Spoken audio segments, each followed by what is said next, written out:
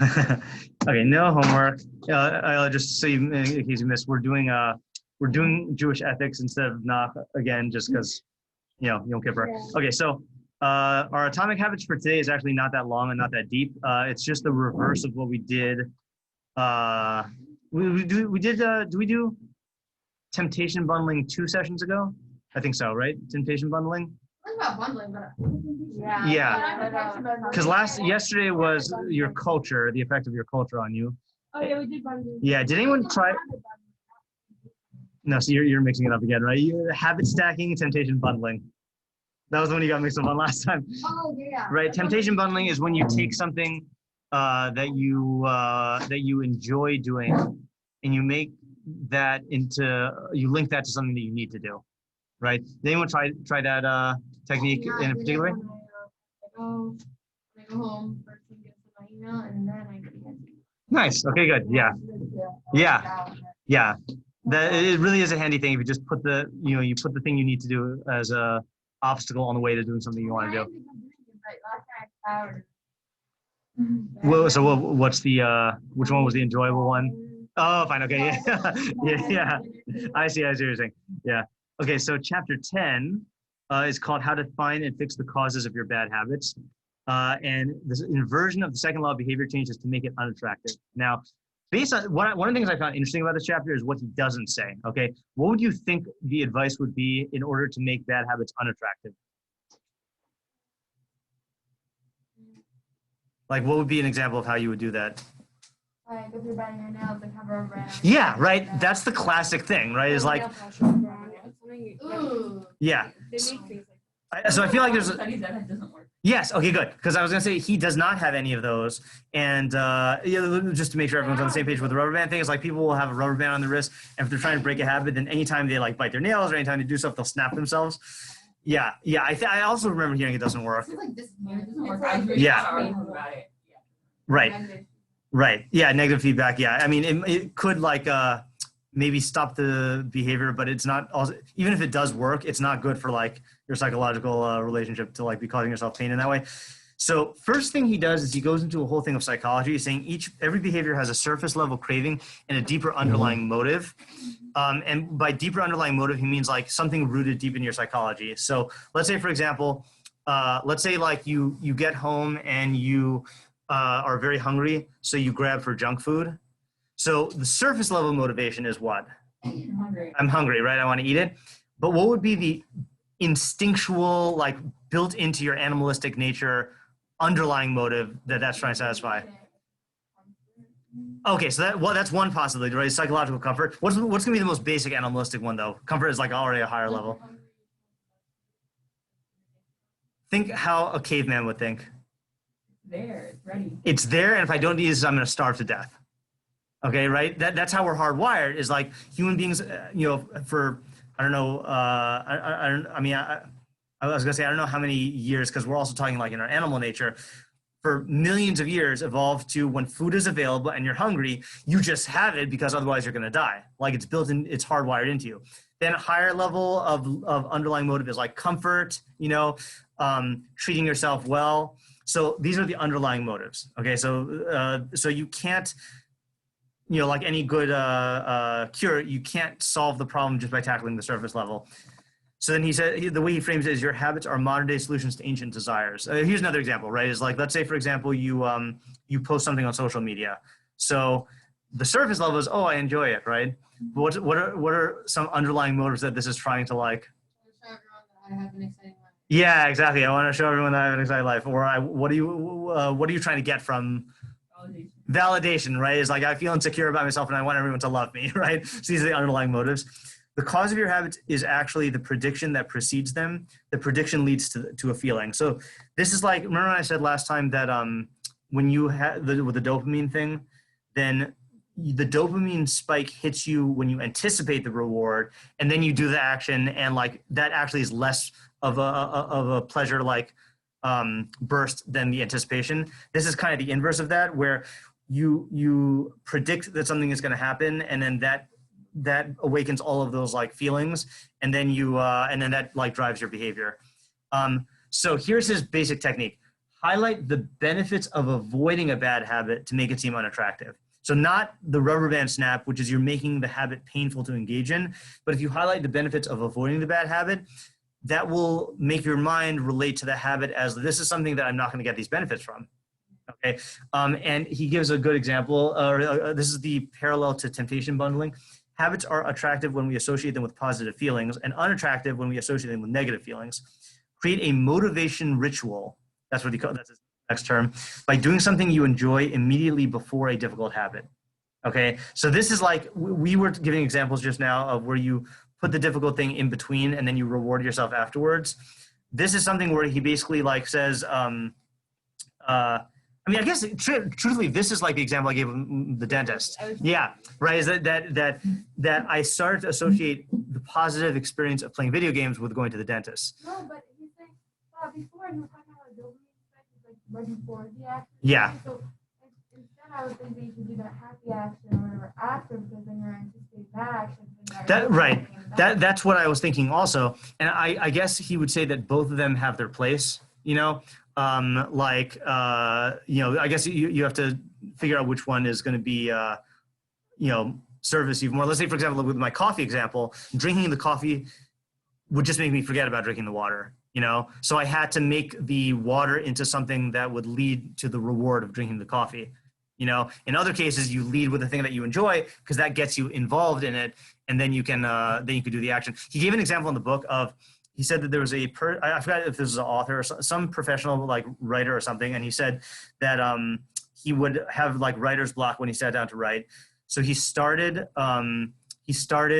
listening to music to get himself in the mood to write, and then that got him writing better. And then what ended up happening is he would just put on headphones and not even listen to music, and just the act of putting on the headphones would get him into the writing mode because he had associated it so clearly with helping him write, So that's why he's using the term ritual, because it doesn't even need to be the full enjoyable activity. It could just be like something positive, and then after a while you just need to like dabble in it like in a little bit. Like it could be like eating like a Skittle and then like doing your work, Yeah. I thought this was saying like how to stop doing bad habits. Oh, right. That's right. I forgot about that when I was talking about these examples. Right. So, right. Maybe I'm getting two examples mixed up. So this It seems like you're just saying the temptation bundling. Right. Yeah. So how this will be an example of stopping a bad habit. Yeah. No, it's saying do something good before you do something that you don't necessarily want it to. Right. So you eat a Skittle before you have to, let's say, go take a shower. Right. But how is that different than temptation bundling then? I thought Because you're not putting it before, you're putting a good Oh, because this is the good thing and a beforehand. after. Right. Exactly. Yeah. So that really is the essential difference then, right? Yeah. Yeah. before and after. Before and after, right. Yeah. No. Although, but the temptation bundling, he was talking specifically about cultivating. Actually, I don't know. You were saying how to make it unattractive. This is not making it unattractive. This is making it attractive. Yeah. I got to go back and look at the chapter again. It's a good I would point. think it was saying like if you're about to do a bad habit, then do something good instead. Uh-huh. Do something you enjoy instead, and then like forget about it in order to. Yeah. I thought it was saying that, like, That let's does say make you're sense. trying to go on a diet. Yeah. Instead of saying, oh, I need to lose it, and you say, I like the idea of living a healthy lifestyle. Yeah. So he did talk about that in the actual book. And one of the I didn't quote, this is not in the summary, but he in this chapter, he was talking about using your language to reframe things, to highlight the benefits instead of like let's say, I know this is like a cheesy thing, but it does work sometimes, where instead of saying, I have to do such and such, you frame it as I get to do something, and you emphasize the good aspect of it, So maybe, didn't he say these exact words? Like, These are all his exact words, yeah. Yeah, so I don't know. Yeah, so yeah, maybe the summary is just not as clear as the chapter. But like, I'll give an example of this. Is like of the thing that Leah mentioned is, right now I am I'm also teaching in yeshiva, and I teach at night. And at night, if I drive to yeshiva, then I can't find parking when I get back. So it's annoying. So I have to walk to yeshiva. So sometimes it's just like, I don't want to walk like if it's cold or if it's rainy or whatever, So if I frame it as I have to walk to yeshiva to teach, then that's bad. But if I put the emphasis on I get to teach people live instead of over Zoom, then the walking becomes just like a means of getting to that pleasure, Yeah, I have to look back at the chapter and see if I'm unclear in my understanding or if he's unclear in his writing. What is that, like positive feelings, negative feelings? What does that mean? Because what you're saying seems like that's like kind of like a verbal thing. How Yeah. do you change your feelings? So what he's trying to say is that by reframing it verbally and putting the Why emphasis. wouldn't you just say that? So he said that in the actual chapter, but he didn't incorporate this into the summary. Yeah. Yeah. So that's what I'm saying is maybe he just maybe this is not a good summary. Yeah. This is his summary? This is his summary. Yeah, I just typed word for word what it was. Yeah.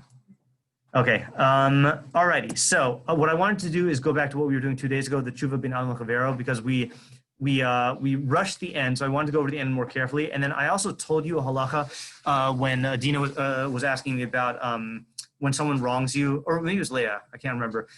Like, are you supposed to initiate going up to them and asking them about stuff?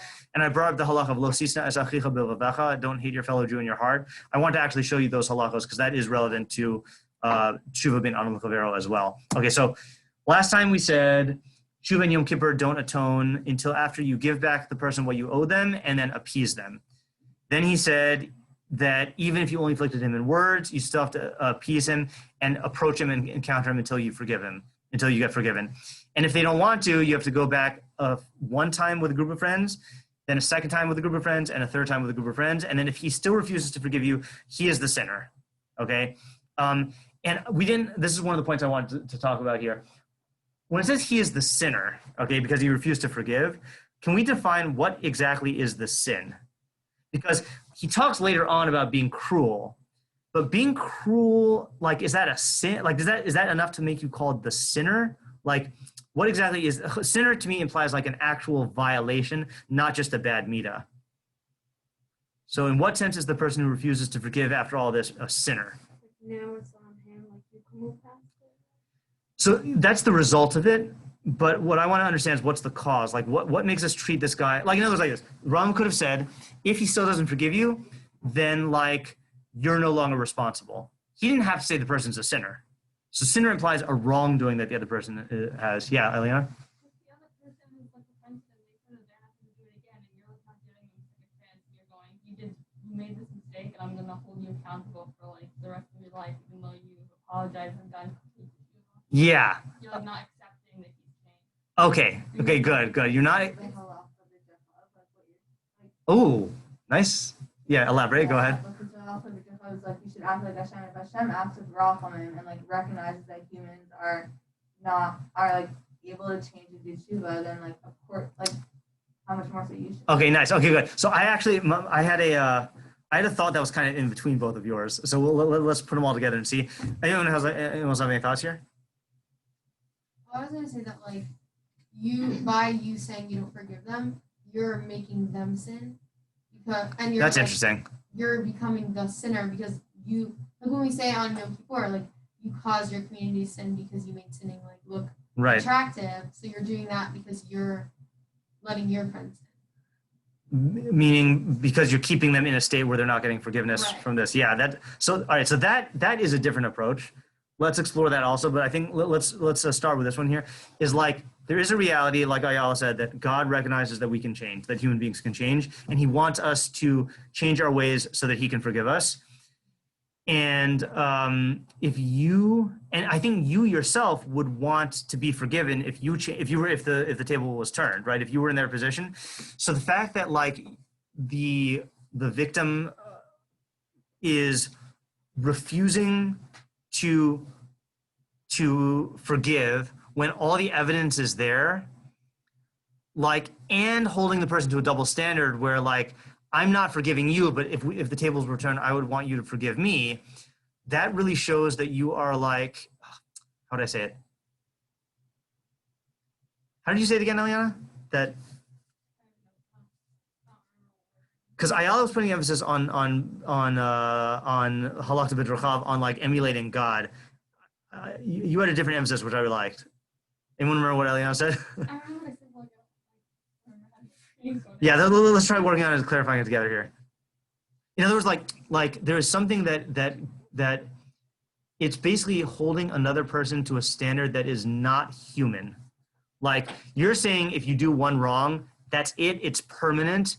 you're doomed. And God doesn't hold people to that standard, and you don't want people to hold you to that standard, you know? So it's like you are just writing off this person as you've permanently ruined yourself, and there's no path to redemption. You know, I think that's like the sin is that it's a sin because it's hypocritical, and it's a sin because it goes against what it means to be human, which is like the fact that teshuvah is built into your life because we make mistakes, you know? Yeah. Now, Leah's approach is, yeah, say what you said one more time. That by you not forgiving the other person for their sin, you're basically saying, I'm letting you, like, I'm not ridding you of your sin, you're like giving them the sin. Yeah, okay, so I feel like this is something that, I don't know if this is my interpretation of what you're saying or if this is like along the same lines, is I feel like if a person is confronted with, again, evidence that the person changed, they came to you once and then they have all of the three times with friends, and you still are not forgiving them, it almost is like a power trip where like I'm keeping you in a state where you're a sinner and you're going to get punished for it, despite the fact that like that the evidence is there, you know? And that's keeping them in a state where they cannot move past their error and erase it, you know? That's like that's a fault. That is a fault that would warrant you being called a sinner. Yeah, and you're causing the people around, then you're causing people around you to sin because you're not letting them be rid of it. All right, that would be like a ripple effect type thing. It's like, yeah, that's a good point also. So the reason why I wanted to go into this is we talked last time about there are cases where like Holocaust or like someone murdered a family member where the victim really just can't bring themselves to forgive. I don't know if this is what the Rambam holds. I feel like that's not in this category. Like if you are psychologically so exactly like that's an issue between you and your own psyche and yourself. I feel like if you are so traumatized that you cannot forgive, that's like not a sinner. That's almost like ones. That's almost like it's beyond your control, you know? And so I wouldn't say that person is in that category. I feel like you don't really see that so much, that someone who murdered or whatever would go 3 times and like go through this whole process. Right. That's also true. Yeah. Although there are some really, really heartwarming YouTube videos about cases like this. Where a murderer went over to the person's family and was like, I'm sorry. Yeah, and then they accept. And the other family accepted their apology? Yeah. You want me to try to find one really quickly? Yeah. Hold on. I can't imagine. There's videos where in court they brought up to the person. If a person that killed someone, Just give me 1 second. to me, I don't think I can control myself. Like, I mean, How could you be in their presence? Not always. That's why I always see those Were you videos calling like me court, back? where like the person's like father or something, like let's say a rapist or like a murderer, like sees the father of a victim, like go and run up to them in court, like will beat them up. I would never. I don't think I've never seen it. I don't like certain murders. I think I get, but like other ones. What murderers? Well, like if someone, it's not like Imagine Ted Bundy like goes to everyone and he's like, oh, sorry. Like, And also, I feel like if they are going through this whole I process, don't think like, he would do that. I don't think he would do that either. like it shows that they're sincere. But like, I don't know. If someone did something that severe, I think and it just then depends on what happens. also if it's someone who's like Different mentally situations. stable, then they live Exactly. with it every day. If they keep coming back to it, if they were keep mentally trying- stable, why didn't they Maybe think they through it didn't- before they did Maybe it their- was like a crazy weird situation. Like they I don't even know. And maybe the people Maybe who like are some murdered, To like, then it depends on like what that, their or baby even is. Depends on the context. Yeah, that People- that's maybe what There's some people that are like someone, I calculated. think that or and someone who like choosing like deliberately the comes out of situation, that, not like shooting at him. He shot Like, and killed someone. I mean, no one- and then no one- being violent or something like that, and then No, you like, killed someone someone you who, like, not mean to, but like kind of That's did. accidental. But you But kind of like, didn't mean yeah. to, and you still murdered them, and you're still going to jail for it, and you still feel guilty about it. Yeah, I was watching this video on YouTube of like 7 people, and they have to all agree, and they agree, whether or not to like apply the death penalty. And then at one point, Is it one of real? the women, yeah, it's like a social experiment. Oh, One of the it's women reveals that. What? Is it real? I don't even real like. Okay. So then one of the women ends up revealing that his son was like killed in a drive-by shooting, or whatever. Because the whole time, everyone else, or pretty much everyone else, wasn't on board for implying the death penalty, but she was prone. Oh, because of her own experience. So I don't know where I was going with this, but You can't really be on a jury if you have your own, like, let's say someone like It's not a real stole thing. a car. It's social No, experiment. no. Right, but I'm saying, like, realistically, like, if someone stole a car and you're on a jury, or Huh. someone who, like, hijacked the car or whatever, like, you can't. No, Yeah, they sure. purposely want to choose jury members that will be biased toward their side. That's why they choose. I can't find it right now, but I'll try to look for it and send it. I mean, there's a bunch of videos like this, but there's one specific one that I want to show you. Client. No, but you can't really do that. You could. You just may not. They don't They're- know the they're- audience's past like history. They don't know. No, but like, when someone's called up for jury duty, you interview people. Oh, they do, right? They don't want to be there. No, Yeah, I Depends can. on what It's case both it is. sides, it's both Can I sides. clean the last water? Oh, go for it. It's like both sets of lawyers, they interview the jury. Yeah, they do, but like sometimes the lawyers will they want someone who's gonna be biased towards their client. No. Yeah, You yeah. jury for your case. Depends on what type of case, but in some cases. the I've never lawyers- been to jury. Yes, you have. No, I haven't. I'm sorry, it's just TV. It's not a real jury. Okay. It's not a jury. Let's go back to the Rambam. We also didn't talk about this. We just read it. If it's your rabbi, then you must go to him to ask for forgiveness even 1,000 times until he forgives you. Now, why would that be? And also, why doesn't the rabbi fall into this category of he's the sinner, Yeah. right? Like he gets off like scot-free, you know? Because I feel like rabbis have the authority to say whether or not something can be. Okay. So first of all, this is not just any rabbi. This is your rav, right? In other words, not just against rabbis as a whole. I think it's because they have forgiven you, but you just keep coming back.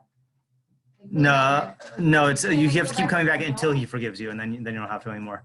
He'll probably forgive you right away. Probably, right. But if he doesn't, Gives you an This is an idea extreme that like case. with your rabbi, like someone that like kind of like takes care of you in a way, like they're always there for you and you respect them a lot and like they have your best interest in mind. But yeah. you have to treat forgiveness like on an extra level. If you offend them, you have to like go the extra mile. Okay, so that's definitely one Even though approach. they'll probably forgive you right away. Right. So one approach is that like your It's a different relationship. yeah, that because of the different relationship, then you have to treat the offense as something much more weighty. But what I'm wondering is, even though practically like they probably forgive you, but the question though is like, where does that stem from? Can we specify it even more? So you're saying it has to do with like the fact that they care for you and that they are, you know, have your interest in mind in terms of your learning and stuff? Kind of reminds me of the person who goes to like the dead person and asks for forgiveness even though that they're dead. Yeah. So maybe it's also about publicizing it because you sinned against your rabbi. Interesting. So I would say that I agree with you in the sense that like it is bad if there's like a you wronged your rabbi and like people know about it, Yeah. but there's no actual requirement for this to be public though. That's the thing, you know. It's like the public dimension doesn't quite enter into it I'm saying halachically. if you're going 1,000 times, I see that as like a public. You turned it into like thousands of people going to. Oh, you mean with the groups of friends? Yeah. Oh, that's interesting. You know, I didn't even think about that. I assume you're right. Is that you have to go with friends, right? What if your rabbi runs out of friends? Yeah. I mean, that's what we said last time. Oh, is it? Was it? Oh, so then I forgot that was what we said. Yeah, that's it. I hear your argument. So I have a theory based on something the Rambam wrote earlier when he's talking about your relationship with your rabbi, which I actually didn't incorporate into the PowerPoint. Hold on. Have you guys learned about what the basic halacha is about your rabbi? Like what we mean when we say that, your rabbi? So in halacha, there's two categories. There's a mitzvah to honor Talmidei Chachamim, and then there's a special division within that mitzvah to honor your Rav. And I want to ask for a pasuk about who's considered your Rav, and the answer I received was the Rav responsible for your current level of intellectual development. And you can have multiple ones. So say, for example, you have a Gemara Rav and like a Mishlei Rav, and like, you know, you could have different Ravs, but like when you're in elementary school and your teacher teaches you the Aleph Beis, so then that's your Rav. But then when you go to like, you know, elementary school, that, you know, and you actually start learning stuff, then your fifth grade Rebbe becomes your Rav, you know. And so it's a good question. It is a good question because this has nothing to do with like smicha or anything like that. It has to do with like, you know, your teacher. So presumably, yes. Such an interesting stuff because I would assume that they would have to be an actual rabbi. Yeah, so I think because it comes from the framework of Talmidei Chachamim, then it's not connected to actual smicha. And also, we don't have actual smicha nowadays. Actual smicha was like died out in the time of before the time of the Gemara. So it's not incorporated. So anyway, in introducing these halachos, here's how the Rambam says it. He says that kashem she'adam mitzvah b'chavod aviv uviyiraso, just like a person is obligated in honoring his father, and yira here is fearing, right? But you don't actually have to be afraid of your father, right? So what does it mean? You also don't have to be in awe of your father. So I think a good term here is revering. Yeah, revering your father, meaning acting as if you are. Yeah. Extra credit. Oh, from Mrs. Board. Oh, really? That's fine. Yeah. So kachu chayav b'chavod rabo v'yiraso. So too you are obligated in honoring and respecting your rav. The rabo yoser mi'aviv, and your rav more than your father, right? Wow. Why? She'aviv hevi'u l'chayalam hazeh v'rabo shalimdo chachma mi'vi'u l'chayalam haba. Your father only brought you into this world, but your rav who taught you chachma brings you into olam haba. But it's cute if they're both. What was that? It's cute if they're both. It's not just cute, it's actually halakhically, if they're both, then that's even higher level. Oh. Okay, that's what he's going to say. So he says, he gives examples. If you, ra avedas aviv avedas rabo. Let's say you find a lost, you're walking along the street and you find your rav's hat and your father's hat, and they're lost, right? The hats are lost. So what do? You return it to your rav. Your rav first, right? So rabo kodem l'shav. You give it to your rav before your father. Aviv rabo nosim b'masa. If your rav and your father are both carrying a burden, what do? Right, help your rav first, then you help your father. Here's this next one's the hardest one. Aviv rabo shivuyim b'shivya. You know what that means? No, not shiva, shivya. Captive. Yeah, they're held for ransom. Ooh. Okay, so poda as rabo v'achkav poda as aviv. You have to redeem your father, then you redeem your rav. But then hold on a second. You have to redeem your rav and then you redeem your father. But then he says, slightly less than latest standards. Im haya aviv talmid chachamim poda as aviv tchila. If your father is a talmid chacham, even if he's not your rav, then you go with your father first. Okay. How do you define? You know, very How do basic. you know if A talmid chacham? That's a good question. I don't know. Can be like, Isn't there like a thing on Pesach? Like, not that. You're talking the Ben Chacham on Pesach? No, it's like a thing about like how when a person reaches a level of so we said in your class, like Okay, we're let's defining do different types that of one. people. That could be. Afilu kulanu chachamim kulanu nevolim kulanu yodim esatorah. Yeah, it could be. I don't know. Yeah, I'm not. It's a good question. Like, I don't know for these purposes how you do it. Okay, v'chein im haya aviv chacham af pi she'enu shalko k'neged rabbo. If your father's a chacham, even though he's not equal to your rav, meshiv avidasav archach meshiv avidas rabbo. Then you return your father's lost object and then your rav's. Okay, so if your father's a talmid chacham, then he gets into that category of rav and supersedes him. Okay, but now here's the part that I wanted to get to. V'ein lecha kavod gadol mi kavod harav. There is no kavod greater than kavod of the rav, lo mora and yosemi mora harav, and no respect or reverence greater than the mora of the rav. Amar chachamim mora rabbecha k'mora shamayim. Your awe of your rav should be equal to the awe of heaven, which means it should be equal to your honor to Hashem. Okay, and then it gives a bunch of equations here. Lefikach amru. This is where it says kol cholik al rabo. Anyone who cholik here does not mean machlokas. It means who basically sets himself up as his own authority against his rav. Ilu cholik al shchina. It's like you're setting up yourself as an authority against the shchina. Okay. Kol ha'osem meriva im rabo. If you quarrel with your rav, k'ose im shchina. It's like you're quarreling with the shchina. Kol ha'misraim al rabo. If you complain about your rav, kilu misraim al shchina. Kol mahar ha'ach rabo. If you're suspicious about your rav, thinking about maybe he did something inappropriate if it's ambiguous. So then it's like you're being suspicious about the shchina. Okay. So you get the message loud and clear here, right? So here's my theory, okay, because this is in beforehand, I think it's like this, is if you wronged, what happened here? If you wronged your Rav, the reason why you need to go to him 1,000 times is not because of him. As a person, maybe he is a sinner by doing this, but in order to reinforce this idea of if you have an offense against your Rav, then it's like having an offense against the Shekhinah, in the sense that it's a break in your relationship with God, and you need to model it after that. And just like with Hashem, you need to. There's no there's no limit of how many times you have to go to Hashem to ask for forgiveness, So I think it's more of like not because of who the Rav is, but because of what he represents, that's why you have to keep on going back. So it seems like you shouldn't at all like use your own mind, but you should just like follow the rest. Oh, this has nothing to do with mind. This has to do with how you treat him. Like if he does something inappropriate, you shouldn't. Like if he does something wrong, like that part. Oh, so that last thing, yeah, that has to do with like being suspicious about like I'll give you the extreme example of this is like when Korach accuses Moshe of he's just trying to get power, you know, that kind of thing, you know, where you're like positing motives, you're assuming that there are like evil motives under the surface that your Rav has. Whatever. Well, if there's evidence of motives, then that's not making assumptions. This is just like falsely. Yeah. Mahar is a hard word to translate in English. Literally, it's like musing or like speculating, you know, but it's like has a negative connotation, you know. So speculating about your Rav like in that way, you know.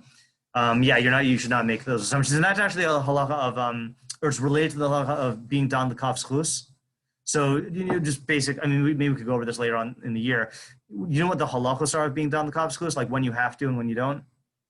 So the halacha is if the person has a reputation as a tzaddik, then even if you see them do something sketchy, that looks sketchy, not something that's actually a crime, so then you're obligated to be dan l'kaf schus. And if they're a rasha, and you see them doing something that could be interpreted, that looks really good, but can be interpreted as sketchy, you're obligated to interpret it as sketchy. And then with a Benoni, with a person who's in the middle, it's considered good to judge them the l'kaf schus, but you're not obligated. You know, so that's the type of thing. Like, but all of Like the same thing. Yeah. As no, so this is actually easier. Is if they're known in the community to be doing evil things. You know, like if they've established that reputation. You get away with things. That's how you get away with things. They have good reputation, then they get away with doing really bad things. But then they Right. have a reputation. Because That's how They it's do done. because no one people see it and they Yeah. ignore So it. maybe we should take this because this is a mission in Pirkei Avos. Maybe we could take this up when we learn when we get back to doing Pirkei Avos after the thing because it's a whole learning. Okay.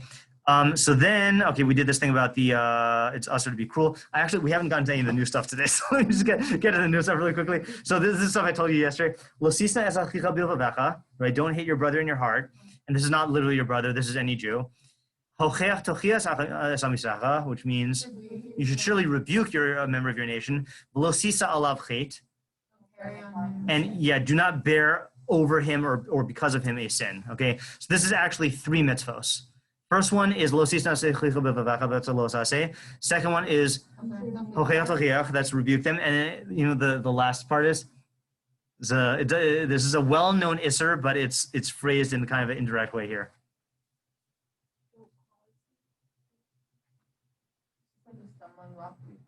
No, good guess though.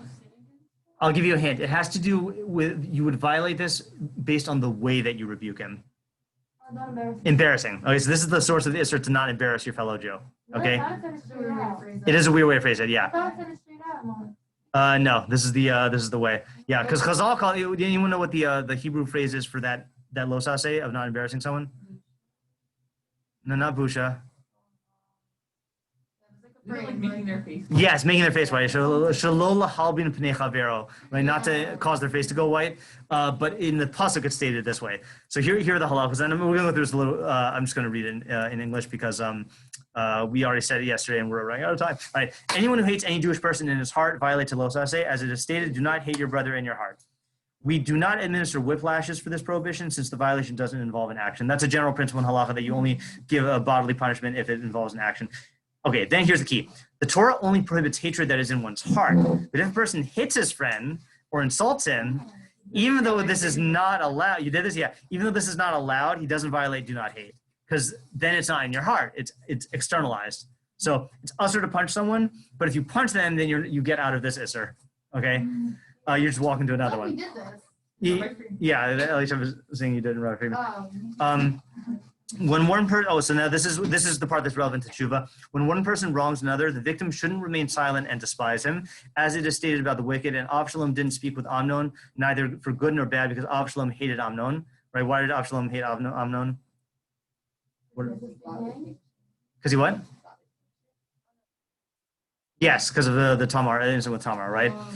Rather, it is a commandment upon him to inform the wrongdoer and say to him, why did you do such and such to me? Why did you sin against me with such and such? Okay, That's so how you should phrase it. Why did you do it? yes. Yeah, it's interesting, right? Lama asisa li kafakaf, lama chatas li b'davar ploni, right? Well, what did you think was weird about that? Because I also thought that was a little I weird. feel like instead I don't know, it's kind of like a rude way. I feel like to bring up something in a way that they wronged you. Like you say, why did you do it? So how would you bring it up? I'd say, yeah, you did. Or So like, I thought- would just say like this upset me. Like, no, I would say why did you do it? No, I would say. I mean, I don't know if you have to do it by saying why, but this is what you're trying to figure out, right? You're trying to ascertain like Right. you did this to me, and I want to start a dialogue to have a mutual understanding because you have your side of the story to tell also, you know?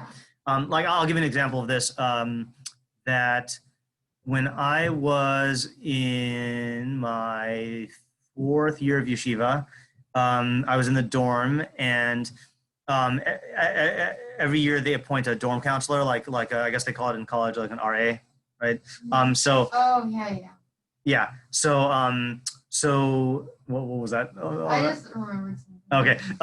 Anyway, I remember last event with the bathroom thing in YBC or something. Oh my god. oh yeah. Anyway, yeah. So I had been chosen as the dorm counselor, and then someone mentioned it, and then one of the guys started like laughing. And did I tell you the story? Yeah. Yeah. I don't remember. Yeah. All right, I'll say it again because not everyone was there, right? So one of the guys started laughing, and I thought he was laughing at me, you know. So I didn't confront him immediately because I wanted to like sometimes if you sleep on it and you wake up, then you're fine. And so I wanted to like try to do that. And I woke up the next day and I was still like feeling mad. So I went and confronted him, and he basically said, "No, I wasn't laughing at you. I was laughing about the fact that we finally are going to have a good dorm counselor, you know." And like I was laughing like finally like someone's going to like get this place in shape. And so I'm this sticks in my mind as the example of this because like I completely misunderstood what he was doing and was making all these assumptions about him based on my own insecurities.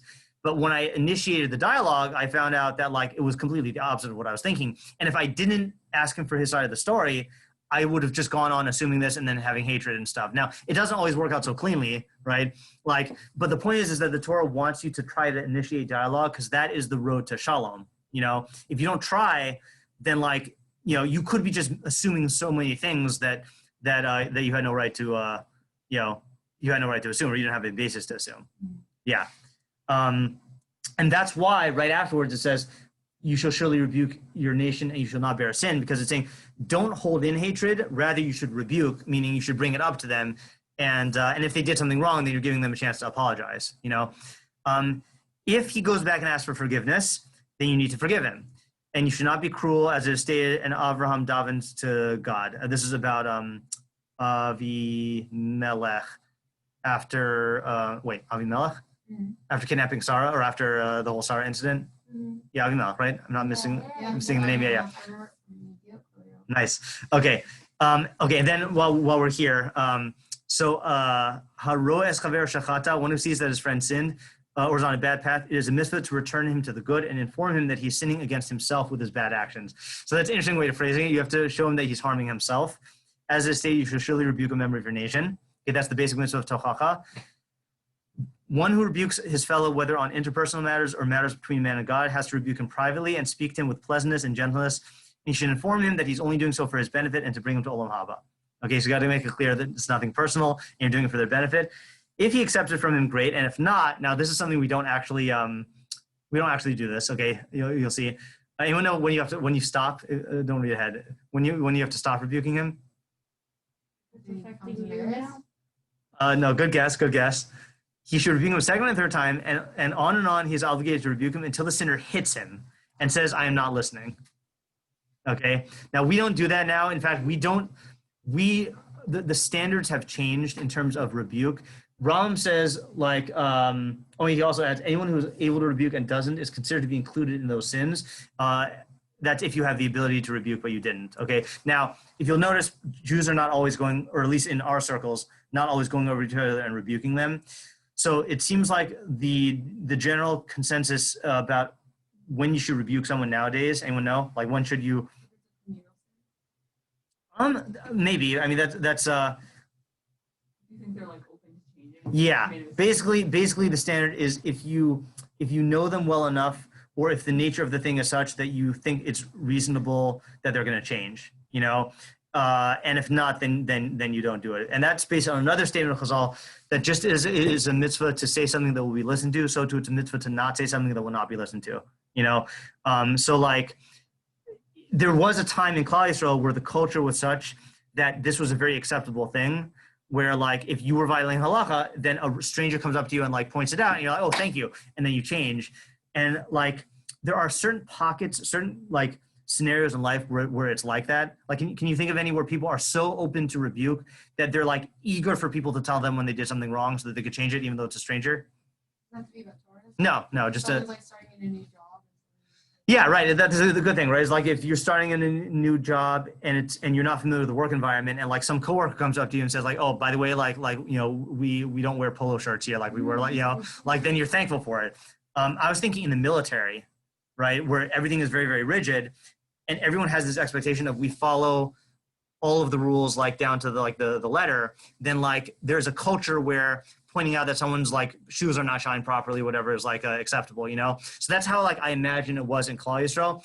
But now we take things so personally, and like we're so ignorant of halacha, and we also just don't know if the person is going to change and care. Like one time I was at one of my rabbi's houses for Shabbos in New Jersey, and like we went to shul, and like and he saw this guy whose tzitzis, one of his tzitzis was broken, you know, and it was broken in a way where it would be usher to keep the garment on, you know, because it's like a 4-corner garment without tzitzis. So my rabbi was debating whether to tell the guy because he didn't know the guy, and the problem is if you tell the guy and he doesn't change, so then what's the problem? You weren't supposed to tell him. Then you're causing him to do it. Well, he was already doing the same Intentionally. intentionally, right? So now he's doing it intentionally. So this is a whole debate he went through. Should I tell the guy?